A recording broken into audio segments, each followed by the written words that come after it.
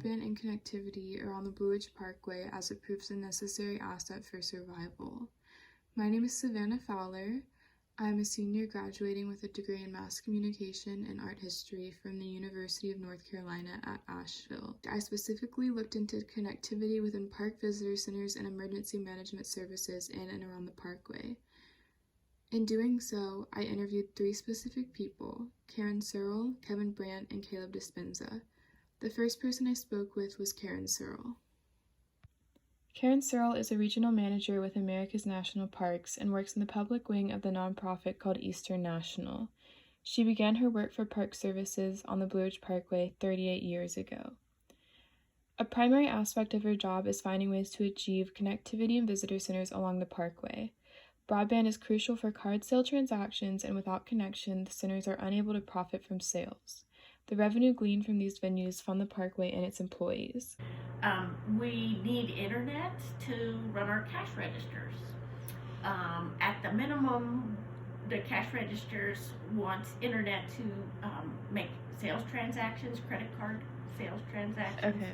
We have some degree of connectivity at most places. Okay. But there are a few places where we just have a mechanical cash register. So, what is at stake is that we could lose our ability to process credit cards when the internet is down, and credit cards are probably 85 or 90% of our sales payment form. Okay. To check to see if visitor centers have options for connectivity and broadband, Karen Searle travels to them by herself.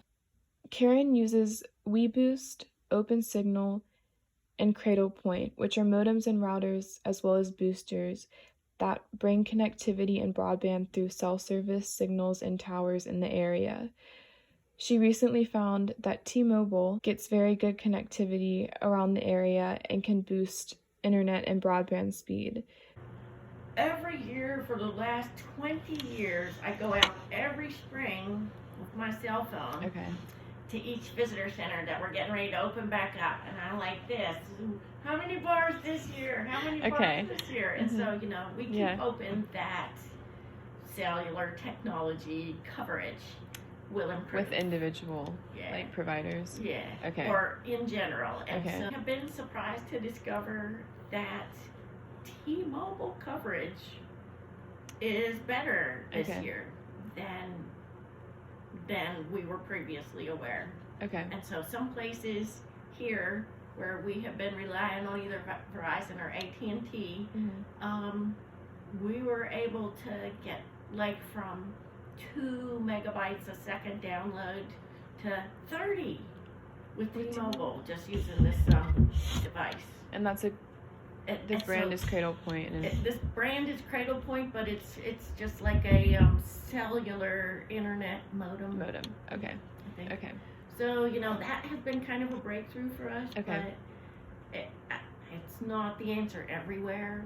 So visual obstructions to the beauty of a national park are a big deal. So we're trying to get by with the smallest possible outside antenna. Karen gave an emotional recount of when she found that T-Mobile worked and could bring broadband and connectivity to Flat Top Manor.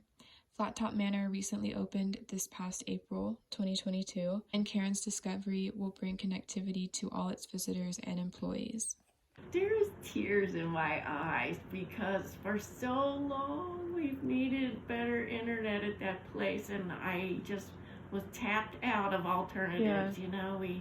We looked at all kinds of satellite alternatives, and you just can't drill holes to run antenna wires and stuff.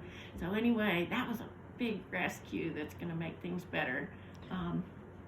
Better for the employees that work there. Better for the customers. The next person that I spoke with was Kevin Brandt. Kevin Brandt is the project manager for the Blue Ridge Parkway Foundation and works to complete natural restoration projects and achieve land donations to the National Park Service. At present, his primary focus is attaining broadband at the Water Rock Knob Visitor Center, Craggy Gardens Visitor Center, and Flat Top Manor. Or 3 other locations where we would like to provide public Wi-Fi as well as webcams.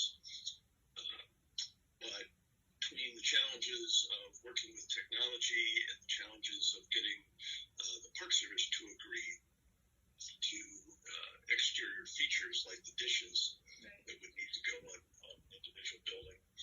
We haven't succeeded at those 3 locations yet, but we have not yet given up.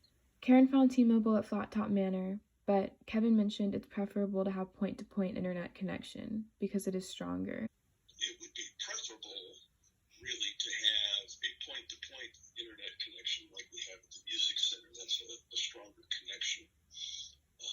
And those kind of signals can be transmitted literally miles. Kevin pointed out a link to the Cardinal News article called "The Numbers We Ought to Be Paying Attention to." It outlines that Asheville is one of the top locations for telecommunication work because it is so close to outdoor recreation like the Parkway. But with that, there needs to be ample broadband for people to get their work done from home. Read that article and you hear about the out-migration of people your age in particular. There's fewer and fewer people in these small communities along the Parkway where, hotels and restaurants and grocery stores exist. And so there's fewer and fewer people to offer those services. And by having good broadband, not just along the Parkway, but along in these communities, allows people to work remotely.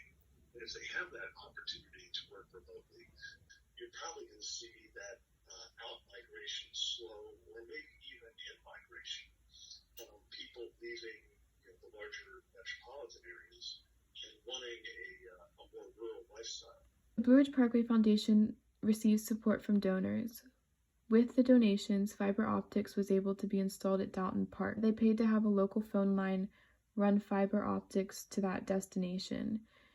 Now the Dalton Park Visitor Center is the best connected visitor center on the Parkway. This shows how broadband and fiber optics, which is often the best form of connectivity, can truly work in jumping these hurdles with connectivity in remote locations. Kevin left with a quote explaining the public safety aspect of having broadband and connectivity, which pertains to Caleb Dispenza, who I spoke with next. It's also good from a public safety standpoint to have the Wi-Fi available. Yes. Because if somebody's having a medical emergency or a mechanical failure, or any kind of need to get a hold of the Park Service, law enforcement, there's not much of a cell phone signal up there in those locations.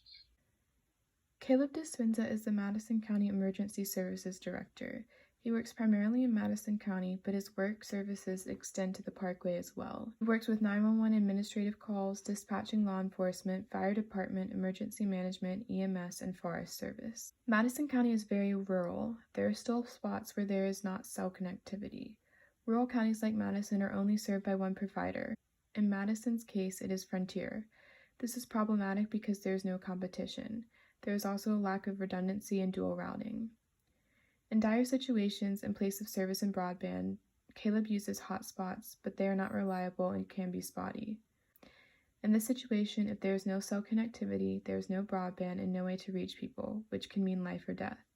Especially in the 911 field, if you have an emergency, you want to be able to call out on your cell phone, hikers or whatever, people on the river, things like that. There's some areas where they might not be able to get out, or we might not be able to get a good connection to them and get all that kind of next-gen information that comes in some of these calls, the data and such. Emergency management services in Madison, where Caleb works, get DSL through Frontier satellite, but there's nothing large-scale. Starlink internet is available as well and can be used in place of fiber or DSL. One thing comes to mind is even with connectivity, a lot of things, one thing in areas like this is there's not a lot of redundancy, which you might find in more populated areas. If you cut one line, you might have 3 others that can kind of take on those connections, whereas here, if we have a fiber line cut, it could take out a whole section of data connection, which could be used for all sorts of things, 911, local residential phone, commercial, you name it, it could depend on what's connected to. So that's really a concern. I'd say the options are definitely better than they've ever been. Okay. That said, there are a lot of gaps, a lot of areas. We're a very rural county, very mountainous county, so there's a lot of areas where And there's quite a few areas here, large areas, where you don't have cell phone data connections. A lot of areas you don't have cell phone connections at all. Broadband and the connectivity it provides is crucial for personal survival and the survival of park centers on the Blue Ridge Parkway and surrounding areas. As Karen, Kevin, and Caleb all touched on, without connectivity, park service centers cannot receive the revenue they need to stay open and fund both the parkway and its employees. Additionally, park employees need broadband to communicate with one another in remote locations, and for emergency management services, connection is imperative to saving lives and reaching those in need of rescue.